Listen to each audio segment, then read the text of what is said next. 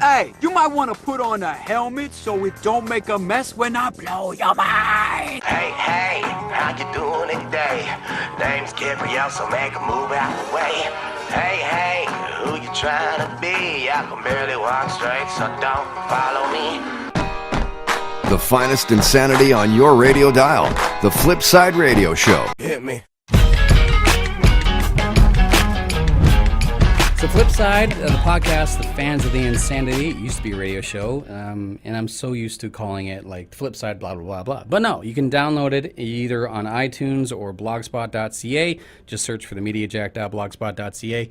Or you can watch it on YouTube, and if at all possible, of course, I will throw up whatever we may be talking about, or videos that we may be talking about. Now, this is kind of an interesting situation for me. I'll get into a bit of a backstory about my opening career in broadcasting was out in Vancouver, and I was working for Mojo Radio AM 730. It was a talk radio show, a talk radio station, and through that, I became broadcast acquaintances and then friends with Todd Hancock, who used to work at 99.3 The Fox. And he told me that if I ever wanted to take my career seriously, I had to seek out Darren Coogan. And as luck would have it, once the station unfortunately went under, Mojo Radio, not the Fox, it still exists, the option came to move to Prince George. And I had family in Prince George, and my significant other at the time had family in Prince George. And lo and behold, who's in Prince George? Darren Coogan. So fast forward to years later, and I am very happy and actually consider myself blessed to be working alongside Darren Coogan. And man, you're making me blush now. You're making me blush. And you've wonderfully agreed to an interview to be a part of the Flipside, and thank you so much. My pleasure, man. I appreciate you offering the opportunity to me. That's fantastic. So now I've brought this story up with you before about how Todd Hancock said, "Seek out Darren Coogan." Yeah. First, how does that make you feel? Like, I don't want to be like put you on a pedestal, but like you were literally one of the reasons why I came to Prince George. Well, I really appreciate that. The thing about Todd Hancock was that when he first came to Prince George, he was very much a rock and roll guy, right? Okay. And still is, to this day with what he's doing. Mm-hmm. And he was working half on the rock station 94 and half on the country station at the time. Mm-hmm. And he was a great guy. Very, very passionate about radio. And then I was programming the country station at the time, and I had a full-time afternoon drive position available. Mm-hmm. And so I said to Todd, I said, "Are you interested in doing this?" And at first he kind of laughed it off. Here's this, this rock and roll guy, who we almost fired because he got up on stage at UNBC during a backyard barbecue and went, "How the fuck you doing, Prince George?"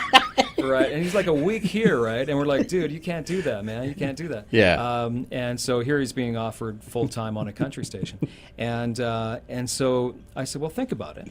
And the next day he came back to me and he said, "You know what? I've got to learn to expand my boundaries. I know how to talk to a rock audience, but I need to learn how to talk to a country audience and more of a female demographic to give myself more tools and experience in the broadcast world." Yeah. And so, I'm going to do it. And he threw everything into it, which was fantastic. So, maybe it was because, less of who I am, but more the opportunity that I gave him to grow within himself as a person, as a broadcaster, which eventually set him up really nicely for a long career. Yeah.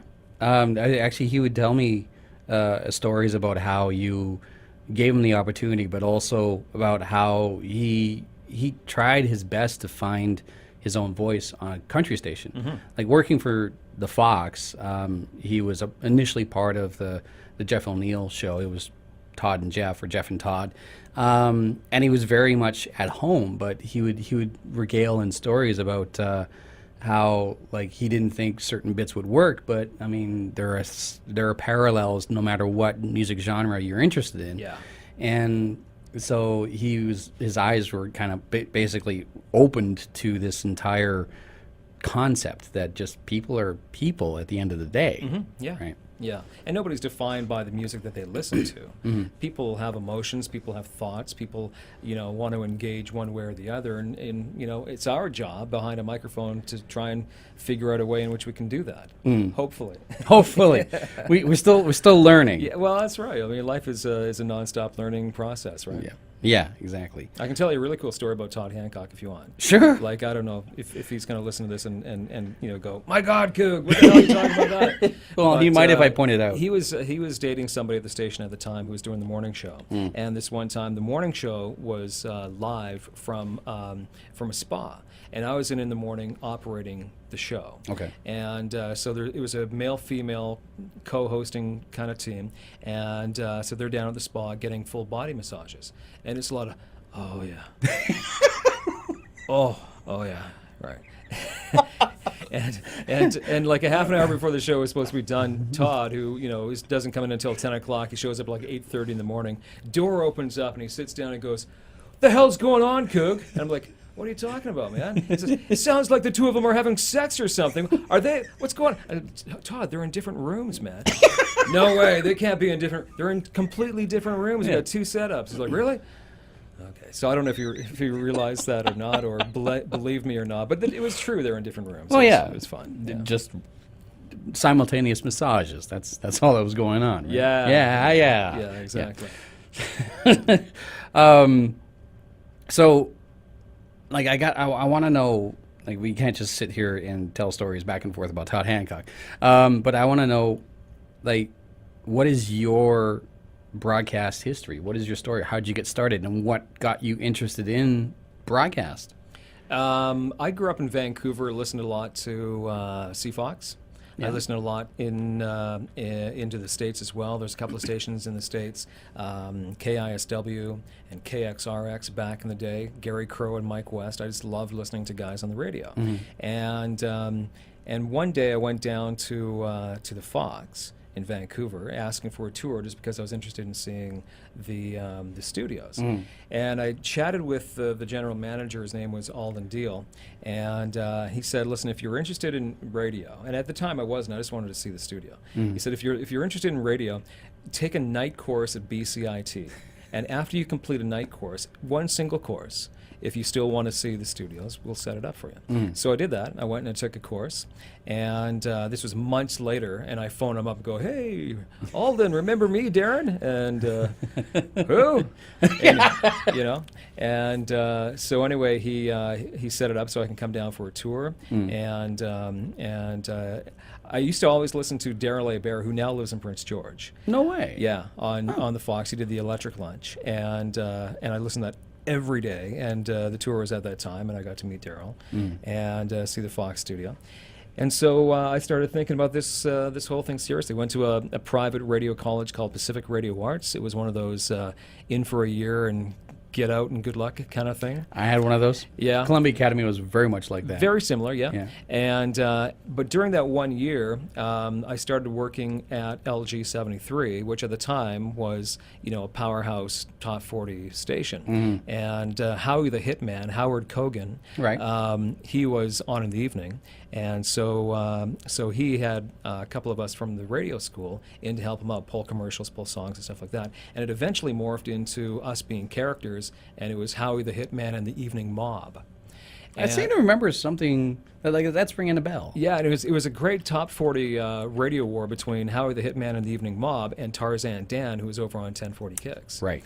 And so, I really got into that. And in fact, one of the other people that was in part of the mob was Ron Palillo, who is our boss now. And that's when Ron and I met, was back in those days. Okay. So I got my first job in Smithers, went to Smithers for a year and a half, came into Prince George, worked on 94, or actually first worked on 620 CJCI on country, went over and worked for the Max 94 FM for a number of years, and then eventually I went back to take over programming for CJCI.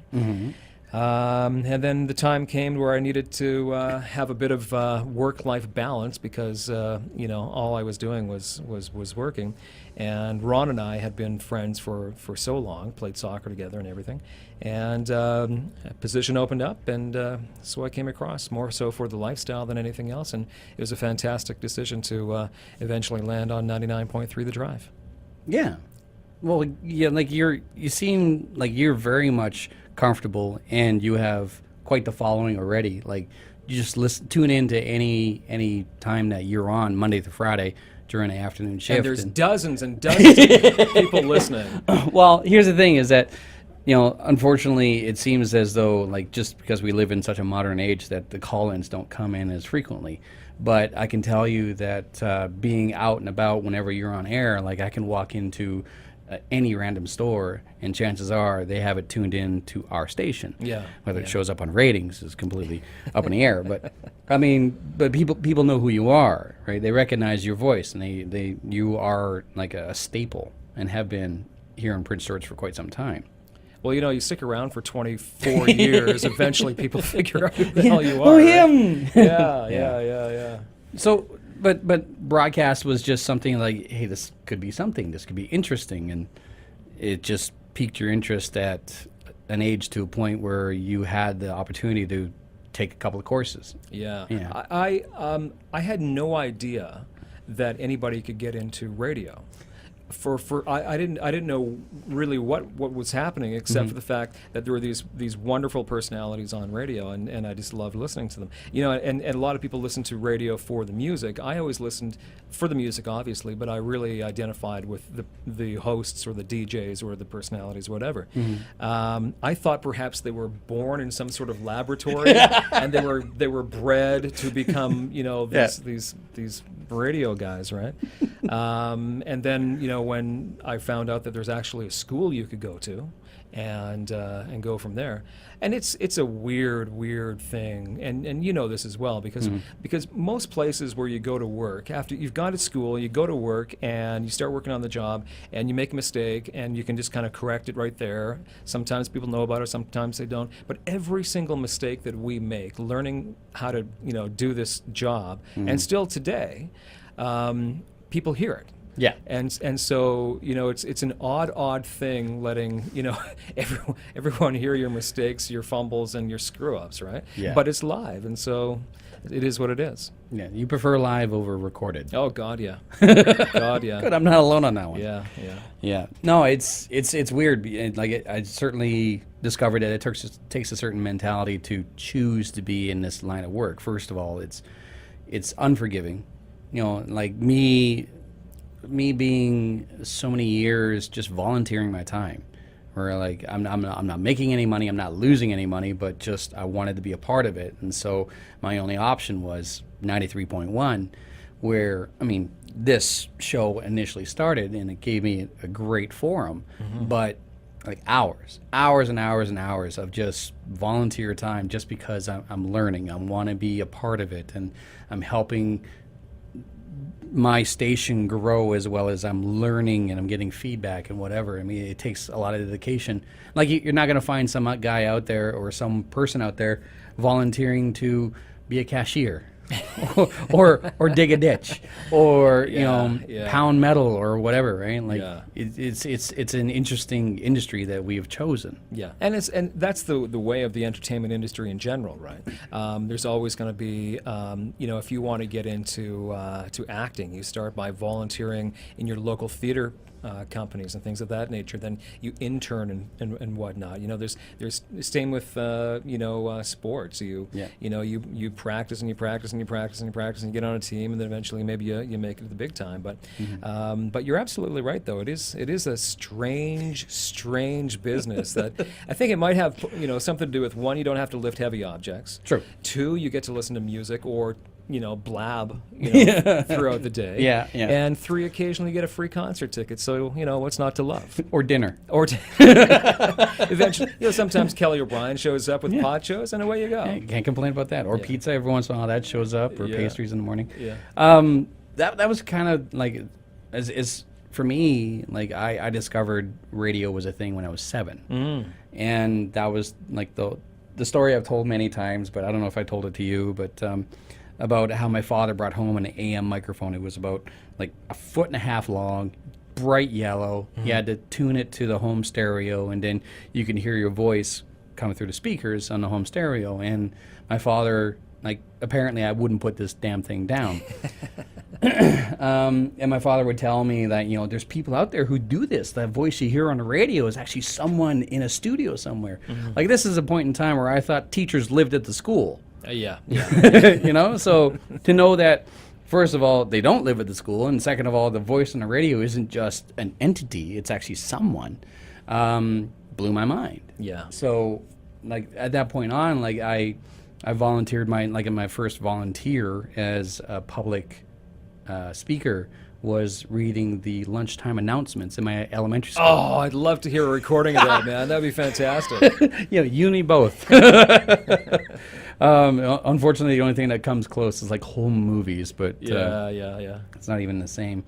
But yeah, like for me, it was just I came to Prince George, and I think, okay, I don't know if Ron knows this, or maybe he doesn't remember, but I came to Prince George, and on the second day in Prince George, I applied to 99.3 The Drive. Oh, okay, yeah. And I met Ron, and I dropped off my resume, and I had my demo on a cassette. Yeah. So this was 2004, but still, that's no excuse. Yeah. Right? I had my demo on a cassette, and I dropped off my resume with Ron, and he spoke with me for like 20 minutes. And seeing my age at the time, he's like, well, maybe you should listen to 101.3 The Hits. Hits FM Hits at the FM time, at yeah. the time, right? Yeah. And he said, that's more your age. It's like, yeah, but I don't like that music. So anyways, like, I'll listen to it, and I'll give you some feedback. So, okay, great, cool, thank you. Like, me, like, piss and vinegar, like, I'm going to get my first job. It's going to be radio, right? And this is after, like, a year and a half after AM 730 Mojo Radio shut down. So about an hour later, I get a phone call, and it's Ron. And he says, hi, yeah, James. I said, yes. He goes, hi, it's Ron Palillo. You dropped off your resume and demo at 99.3 The Drive. I said, yes. He goes, yeah, you ever think about taking broadcasting school? I'm like, it says on the resume, Columbia Academy. Like, how bad was my demo? Oh, no. I was bad. It was really, really, like, understandably, like, Ron was justified to think, like, where'd this kid come from? Yeah. So, like, through that, like, okay, I need to brush up on a few things. Like, the schooling can teach you so much. Yes. But being in front of the microphone and being comfortable in front of the microphone is everything. Yeah, absolutely. Like when I got my first job, it was like I got a call on a Thursday. I said, when do you want me there? They said Monday would be great. And I was supposed to write my final exam on like the Tuesday or the Wednesday, right? And so I phoned up one of my instructors at school and said, they've offered me this job. They want me to start Monday, but I got my final. And they said, well, forget about the final. You're in. It doesn't matter. I mean, we exist. A school exists to get you that first job, and then that's where you start to learn. So, away you go. Yeah. Well, we have something in common because I applied to this station as well when I was out in Smithers, and it was 550 CKPG, I think, at the time that had a position open. Right. And I came in and had an interview with the program director at the time, and never heard from him. Really? Never heard from him. Yeah, never heard from him again. And so I spent 17 years up the street, sticking the boots in. But oh well. My first radio job was, like, first paid radio job before working for AM 730 Mojo Radio, which, ironically enough, was the descendant from, or the offspring, I guess you want to call it, from AM 730. LG 73. LG 73. Yeah, back in the day, because you were probably up in the tower, right? Yes, I was. Yeah, so back in the day, C Fox and LG was at 1006 Richard Street.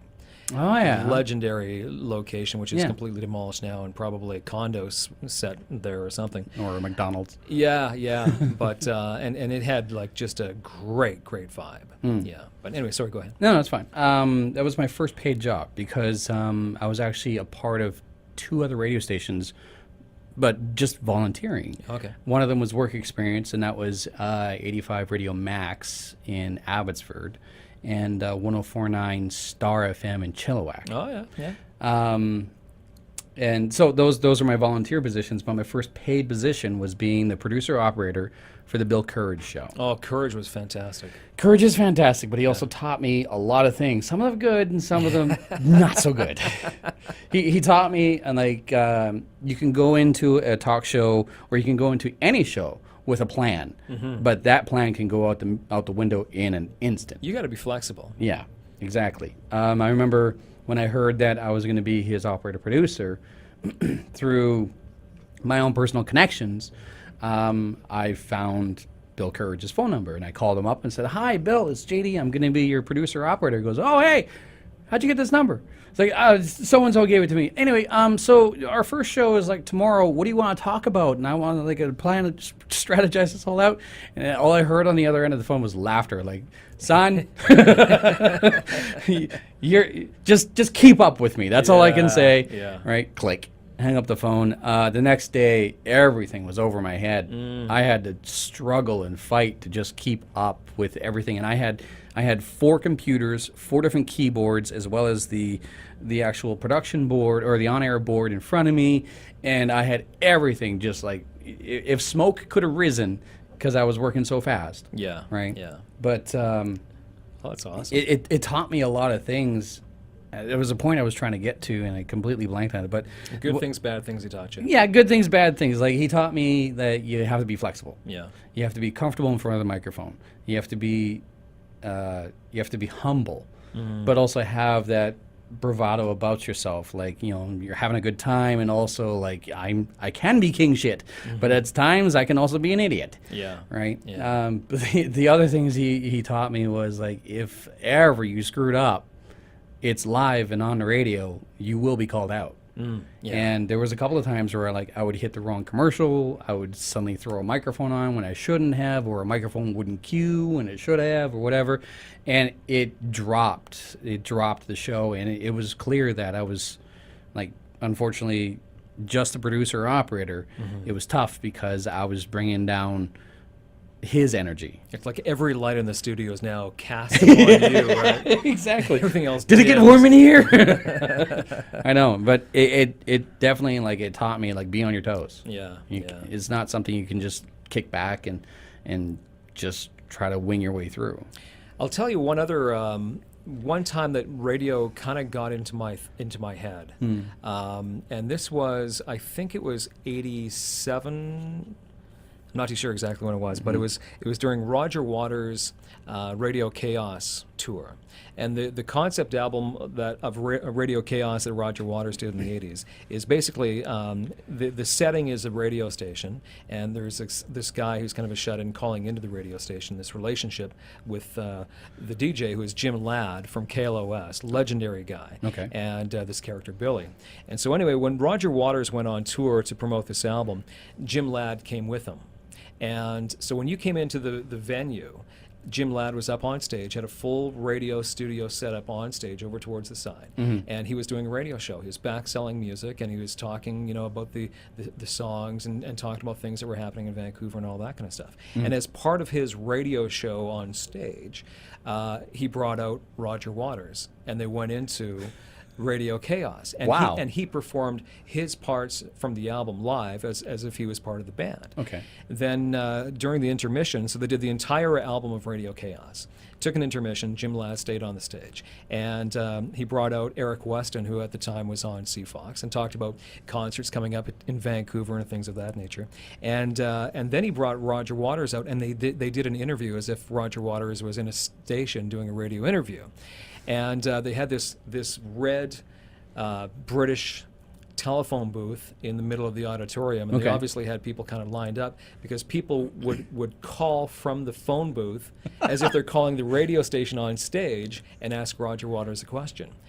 And it was at that point where I thought to myself, that's something that I definitely want to do. Had no idea how to go about it. And I think it was probably after that I called down to CFOX to to see if I could if I can get a bit of a tour. But when you kind of get a glimpse into a world that or behind closed doors that you hadn't seen before, then there's a little bit of magic that kind of sets itself somewhere within you and just doesn't want to let go. And luckily for me, it hasn't yet.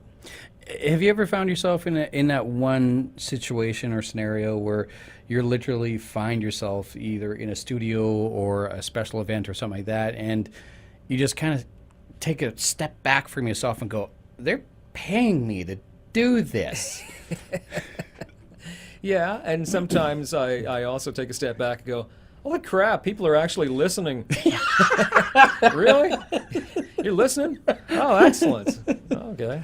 Yeah, there's been times where I've had, I've done tons of meet and greets, not a lot recently, but in, previous roles where I was kind of the sharp end of the spear and those kind of things. I've done lots of meet and greets and extremely grateful and seeing how putting somebody in front of a big artist, how that reaction for those people, the winners, that's was a huge buzz and still is for me today. That just to give people those kind of opportunities. But yeah, it's just lots of little situations where you think, man, I'm sitting in a studio and it's puking snow out, and I'm listening to some good tunes and chatting with people and how cool is this? Yeah, it's well, we often say it's a paid hobby, right? It is, very much so.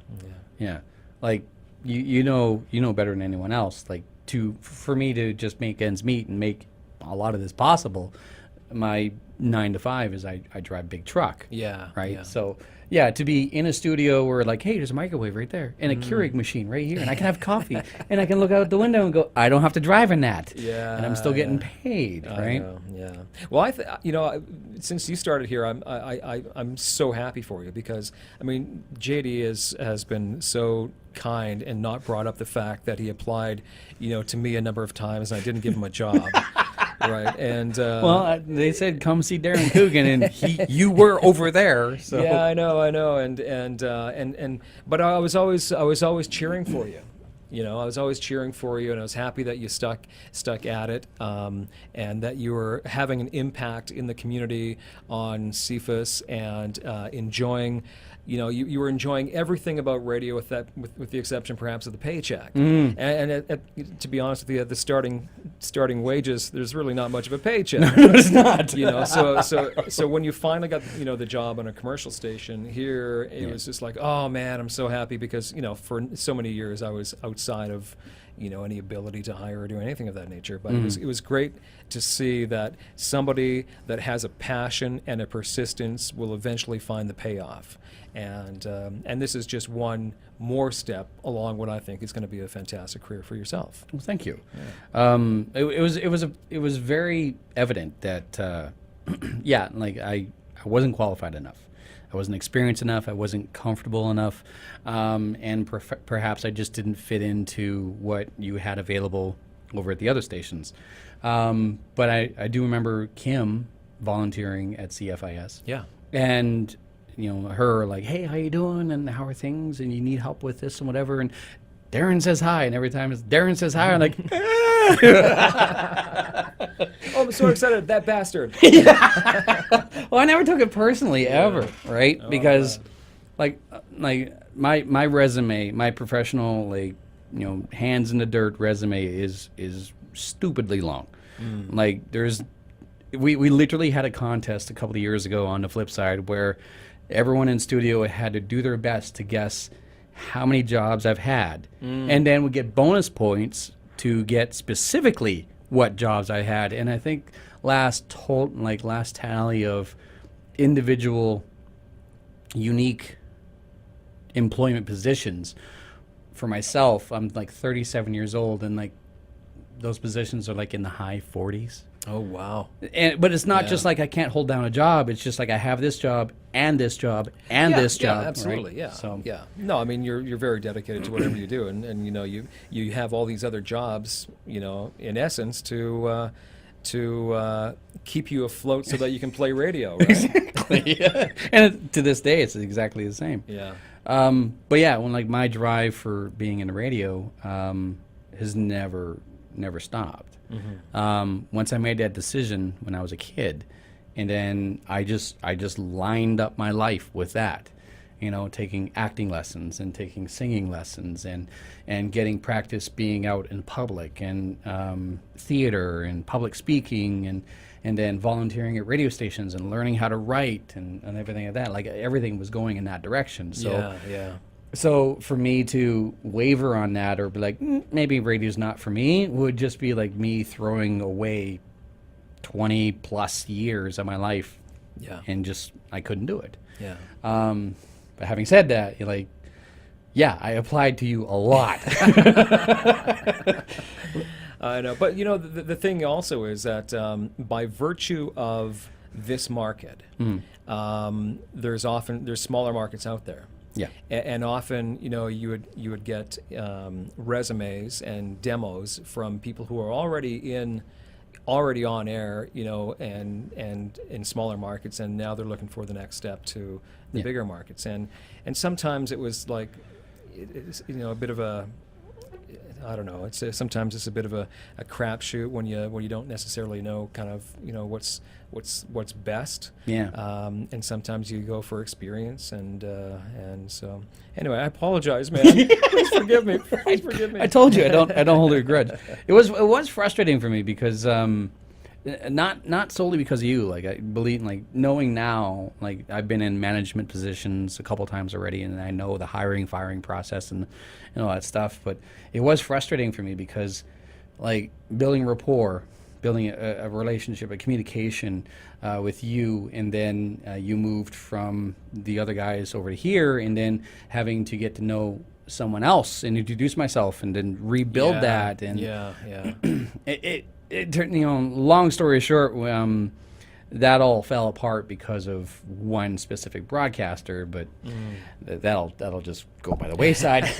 But it also, like, it opened my eyes to the fact that, like, okay, so Darren has moved over to the River and the Drive, or at that point in time it was the Drive and Hits FM, I think, wasn't it? Sure. Okay. Yeah. So it was like, well, I mean, he's capable of changing his mind. Why shouldn't I be? And my goal at the time was always to go apply over at 94X all the time. Yeah. Right? Yeah. Because I liked the music, and I thought, like, those guys have the same personality as me. Well, and see, the thing is it was virtually impossible for anybody to get on to 94 from outside the building, because people would come in on the countryside, and I would train them and you know, mold them a little bit, hopefully, and then somebody would leave on the rock side, and then they would go from country to rock. So they would go across the hall. They would go across the hall, you know, within the building, right? So you know, Gary, for example, who was programming the 94 at the time, you know, he rarely ever had to make a hire. And then afterwards, it was I can't remember who else was in there, but anyway, the other PDs, because they would just pinch my people, right? And so that you know, that, I don't know if you knew that at the time, but that was, you know, something that was never going to happen, because whoever was already in the building was going to move over to 94. Yeah, well, maybe that was my own fault, because I don't listen to country. Oh yeah, well, that's okay. I don't really much anymore. But I did for a long time, you know, and I'd never listened to country music before I started working in the genre. But you have to jump in, and then you find what's good in it, and what identifies with you. And some of my great concert experiences were country acts. Great interviews. Interviewed Taylor Swift, who's, you know, probably the biggest music icon on the planet right now, but, you know, when she was starting out, and so many others, but but you eventually, you know, you when you get out of it, you realize, okay, I was doing it because I was working it. And then, so now, you know, let's resort back to Led Zeppelin 4. Exactly. You know? Which is a good, solid jam. Yeah, totally, yeah. I got to understand, like, being immersed in it, because being at CFIS, it was pre-rock and roll, 50s, 60s, 70s. Like, like before I was born. Sure. Right? And, you know, grew up listening to, like, AC/DC, Metallica, Grateful Dead, Doobie Brothers, Shambhala, like being influenced by the stations that my father liked to listen to. Yeah. Right. And so then to get basically my opening was at CFIS, but having to learn like, oh, these bands existed, you know, and having like basically being immersed in it. They're like, yeah, you tend to just, it becomes a part of your life. Yeah, Right. yeah. Because it's like the same thing as like you want to go learn a language, go to that country. Sure. Yeah, absolutely. You have to immerse yourself if you truly want to, find an appreciation for it. Yeah. And you have to because, you have that responsibility to be on the same wavelength as your customer or, in our case, listener. Yeah. Yeah. Let me ask you this: when you first came to 99.3 The Drive, and you started doing your first few shifts, what's it like? Was it different than being on the air at CFIS and being on the air at The Drive? Or was it just the same? You're in a room with a microphone. Were there different pressures? Were there different vibes that were going on for you? Oh, there was different pressures. Yeah. It was definitely different. Like it was almost night and day. Like I knew the format. I knew what I had to say. I knew that you guys, like, we were provided with tip sheets, and there's a schedule that has to be followed. But for sure, it was different. I hadn't been that nervous in years. But also the pressure of like, okay, I've made it to the game, basically, right? I made it to the big show, so don't screw it up. Yeah. But it didn't take me very long to get back into a rhythm, back into basically like, get comfortable again. Yeah. Like being at 93.1, not a whole lot of it was live. Oh, okay. Yeah. But the flip side was always live, Yeah. right? I couldn't do it pre-recorded. It just didn't feel natural to me. The jokes didn't come as natural. I didn't have a regular flow. And like to the average listener, they probably couldn't tell the difference, but I could. Yeah. And so that made all the difference in the world. So Just so you know, this is being done live right now. Right now. Right now. Right And if now. you listen to it again later on, it'll be done live again. Exactly. We have nothing better to do.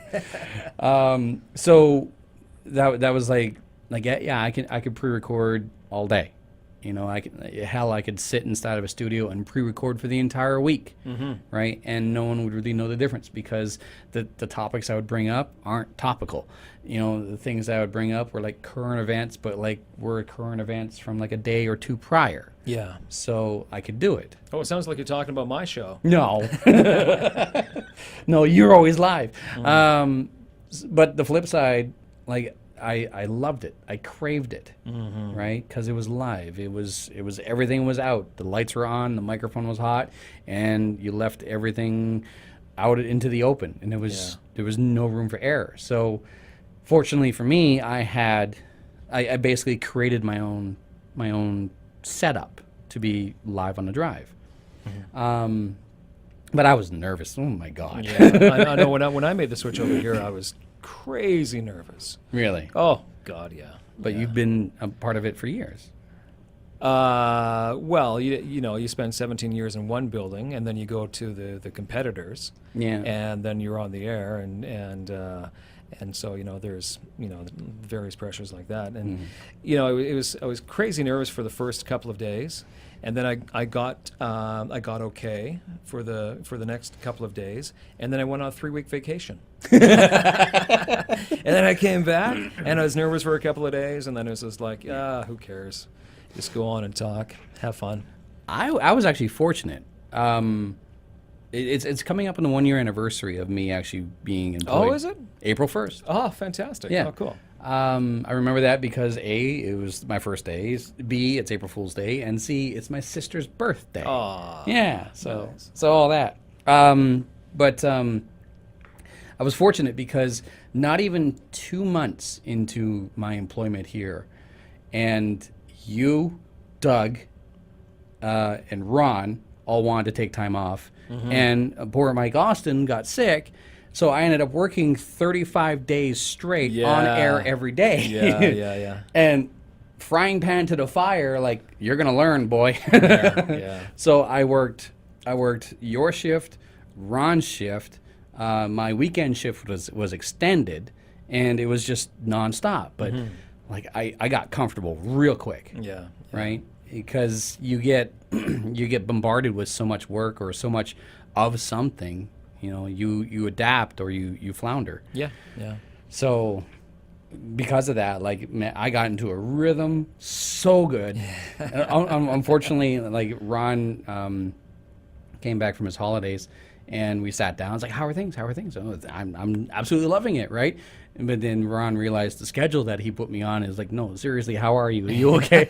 Do you need a break? Like, but I ate it up. Yeah. Right. Well, that's the thing, when you want to be doing something so passionately for so long, and you finally have the opportunity, you've got this amazing adrenaline that just gets you through. Yeah. And you enjoy it. You soak it up. You exist within it. And there's nothing like it sometimes. When you have those kind of great runs and stuff like that. Yeah. What was the defining factor for you to be basically like the man in charge of one of the highest rated stations in Prince George to come over to basically be a part of the competition? I mean, you had Ron here, you had friends here. Yeah. Well, there was a couple of things that happened. First of all, the company was sold. And at one point, it was very much a mom and pop shop. Ron East was the president of the company. Beautiful man. Terry Shepard was a GM. I was a PD, and Gary Russell was a PD, and loved everybody. And we basically were able to kind of do what we wanted to do, and we're pretty successful at it. And then when the new corporation came in, you could see that it was becoming more corporate. Right. And so there was a couple of things that happened. One, I was doing the morning show, and power was up at our transmitter site. And so we had a generator up there. So I was asked before my shift in the morning to go up there and put more fuel in the generator, which I said, of course, no problem, right? So at 5 o'clock in the morning, I'm up at the transmitter site, and the generator was inside the shack. And so I go into the shack where the transmitter is, and I'm trying to find the jerry can, I'm trying to find the generator and all this kind of stuff. Yeah. And I get some fuel into it, and then all of a sudden I start getting really lightheaded, and I realize carbon monoxide poisoning. And luckily I scurried outside. Yeah. And I flopped down on my hands and knees, and I was breathing heavily. I was seeing stars. And it was just like, breathe, just very, very gently, just breathe and keep that rhythm and get the oxygen in, and eventually I was okay. I was on the verge of passing out. Wow. And had I been inside for any longer, then I'd have been dead. Right. And so after that experience, I realized that radio can't be everything for me. Like seriously, I'd be in there on the weekends and nights and doing lots of stuff, and I was enjoying it. But it was I was defined by being a guy on radio, right? Right. And so after that was when it kind of what first kind of clicked to me that maybe you got to find a different life work balance. Gary Russell, who is the general manager at the other station, and Gary and I were thick as thieves for many, many years. And he was getting, he became the general manager. He was getting more and more involved in the corporate world, and so by virtue, I was getting sucked into the corporate world. And these two events, kind of brought me to the point where if a change was possible, then I'd at least look at it. Right. Opportunity came up, talked to Ron, and away we go. And so, in the end, I came across the street, and I put in my hours. One of the things that I always wanted to do but never had time to do was have a studio in my basement and be able to do freelance voice work, which I do. And so I have a much greater work-life balance, and I think I feel more whole as a person and less one-dimensional. And it was one of the greatest decisions I made. That's another thing about the career that we have chosen, is that, like, I have equipment at home. I can create my own studio, and once I get set up again, that's what's going to happen. You have a studio at home. You don't hear of a mechanic working 8-9 hours and then going home and, hey, let's throw wrenches at this car. Like, I don't know. I think there's a lot of people that you know, that are handy and work with their hands and have those kind of jobs. They also have their shops. Yeah. You know, there's millwrights who, you know, build engines at home or you know, take apart lawnmowers and stuff like that to a certain degree. What's perhaps a little bit different is that in our world, with technology, we can tap into the globe.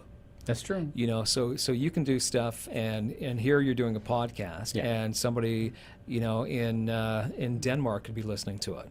I could go home and voice a video for somebody's business that goes online, and they get customers from Australia. You know, so what's interesting about what we can do with technology and how the world is so interdependent now is you know, perhaps find ways to either entertain and make some cash on the side. This is true. Yeah.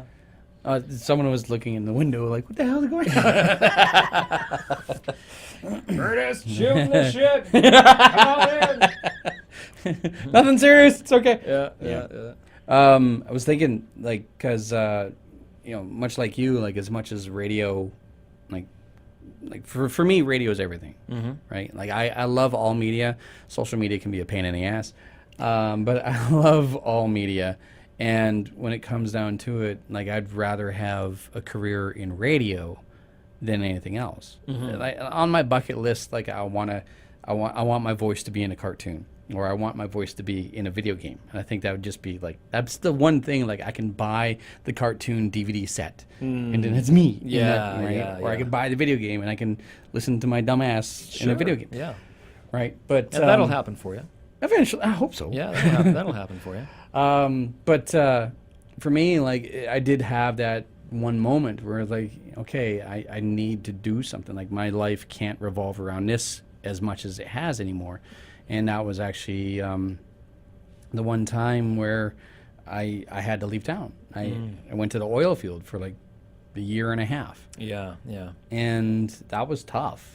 I imagine so. Not just the work, but also leaving something that you love. Yeah. Yeah. And it very much was. And like, I never lost interest. And like, in fact, I shared a story with you about how I missed a morning meeting out in Grand Prairie just to go get a tour of one of the radio stations in Grand Prairie. Yeah.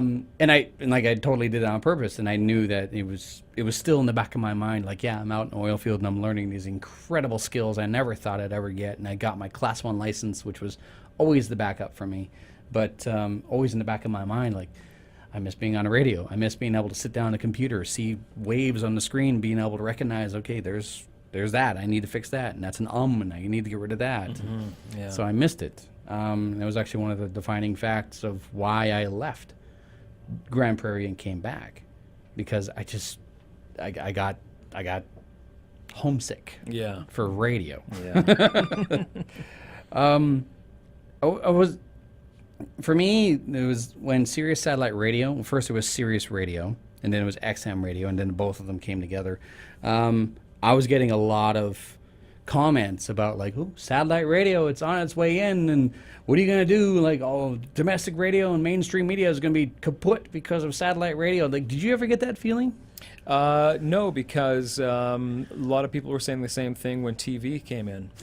And if TV couldn't kill radio then everything else isn't. Because in the end, people want to know what's going on in their community. Yeah. Right. And sure, the market share for community radio has dropped, but nowhere near what they were anticipating the drop would be. Yeah. Because people, you know, they want to know what's happening in town. They want to feel connected to something that is close to them. So it's great. I mean, so you can listen to music anywhere. Yeah. You can listen to satellite radio. You can, you know, listen to music on your phone and all that kind of stuff. We're just grateful that people want to listen to music and kind of feel or be connected to something local, and that's where. You know what? Satellite radio is not going to tell you that it's going to be puke and snow tonight. Not unless you're in New York or L.A. Yeah, exactly. And I'm grateful that it still exists. And sure, we get hit with any new thing that comes along, because anything that's new requires attention. Yeah. And if people are paying attention to something else, not paying attention to you. So hopefully we can, do what we can to keep people's attention our way. Do you listen to satellite radio? No, Really? no. Oh.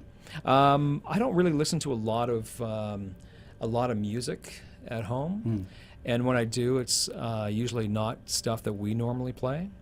I don't have a vehicle that wanted satellite radio. To be honest with you, I don't spend enough time in my vehicle, right? Because I walk to work, and so if I'm going anywhere, it's usually in Prince George, Right. and that's 10 minutes.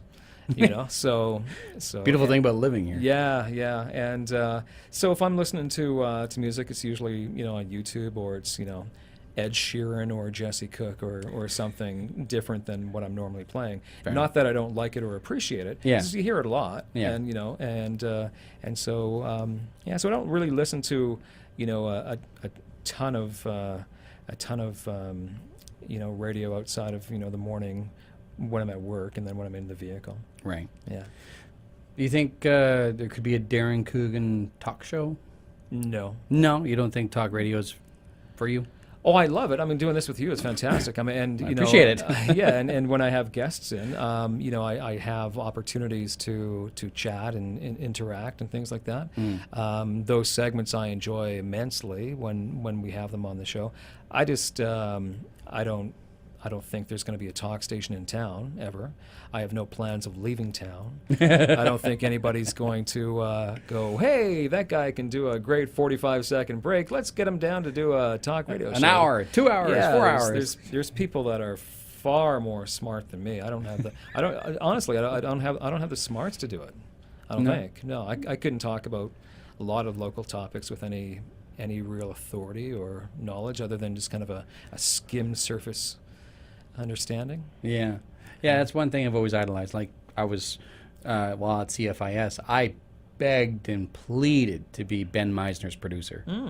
And fortunately, I was his producer for his majority of his stint at 93.1. But he was always so well informed. Yeah. But I also learned from him, like, if you're not well informed, then don't be afraid to ask questions, because there'd be guests that comes in, and he would have a smattering of questions, like maybe 6 or 7, just simple questions. And then from there, he'd be able to have jump-off points. Sure. Yeah. Right. Yeah.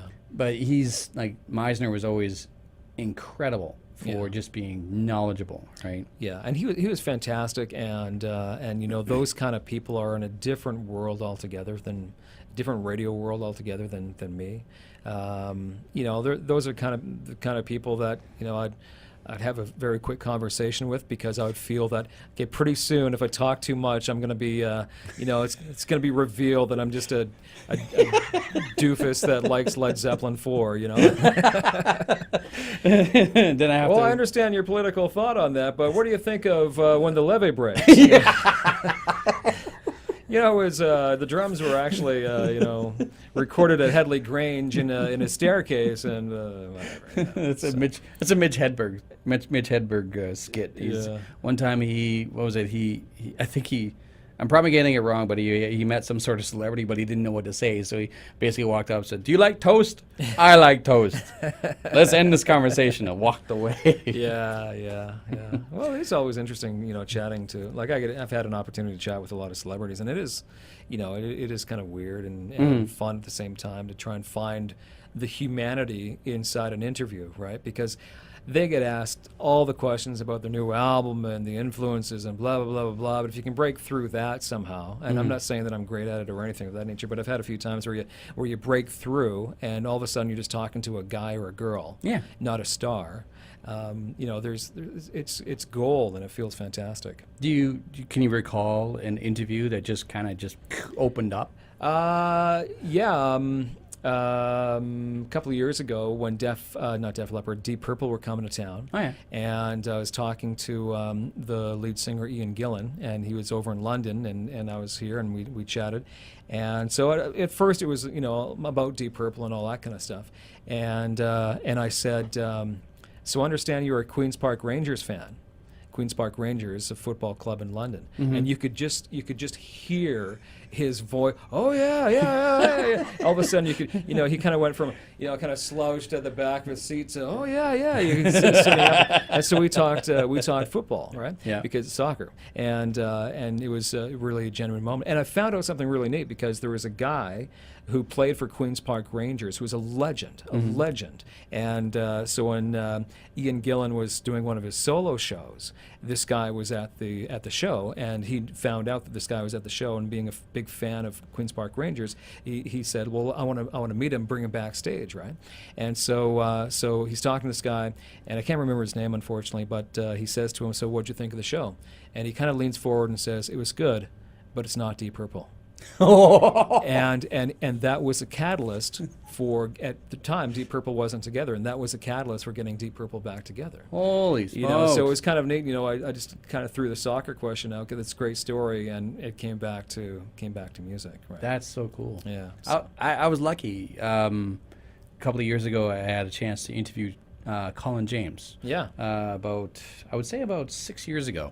And just a general interview. I had my questions and just talking about, well, you're on tour, you got a new album come out, blah, blah, blah. But this was around a time where I think the Winnipeg Jets were rumored to be starting to become a thing again.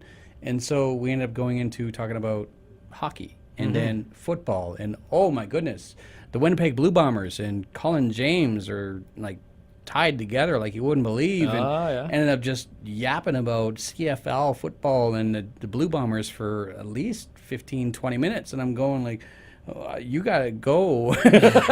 Like, not me, like I can continue on, but I had to like, we have to cut this short because you have a show to do. Right. Yeah. So like, it's always fun. Yeah. It's kind of neat because you get past the whole like performer who's like toured and many millions of record sales and whatever, and then at the end of the day, it's like it's just some dude who likes the Blue Bombers. Yeah, totally. Yeah.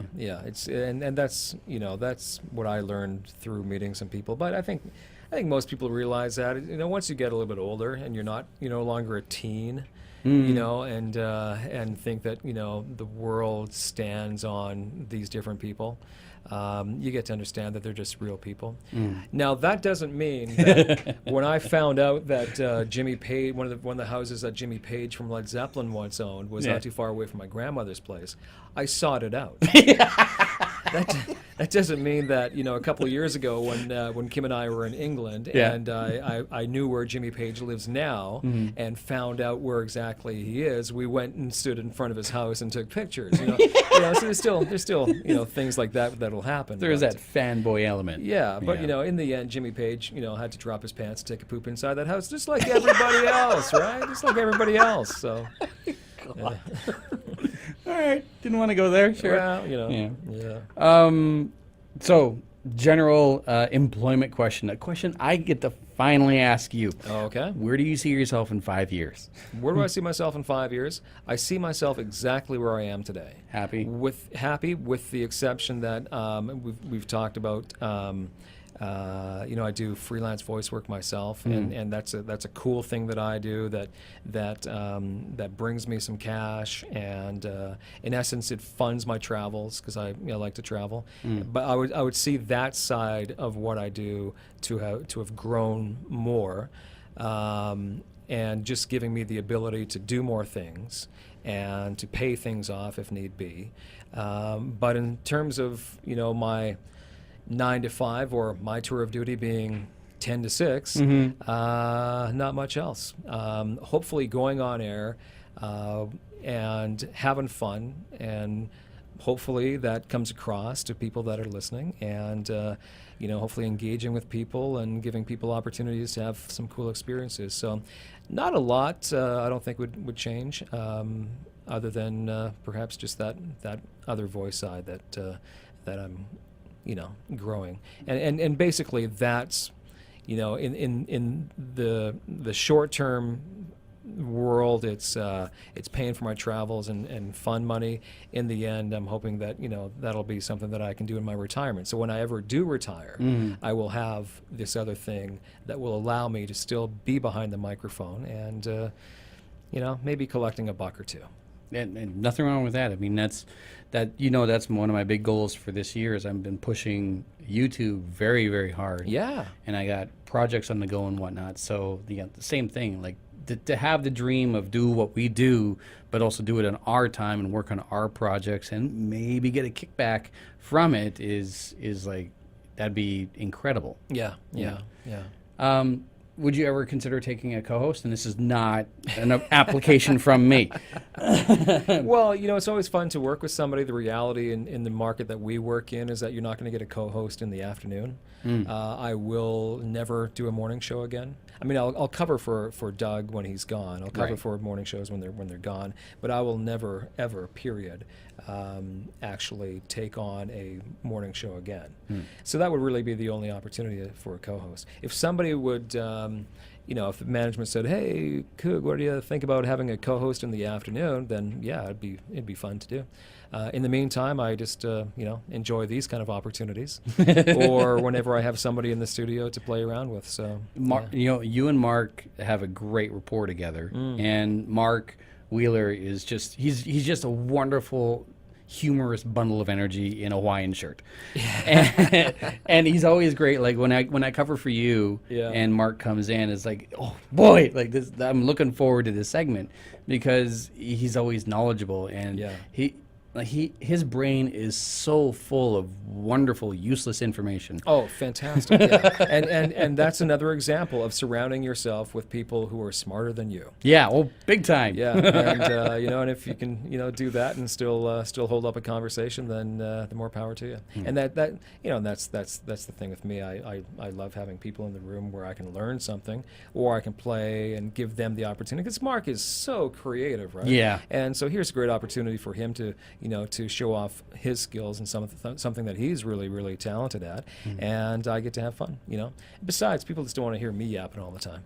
Well, we can argue that. Well.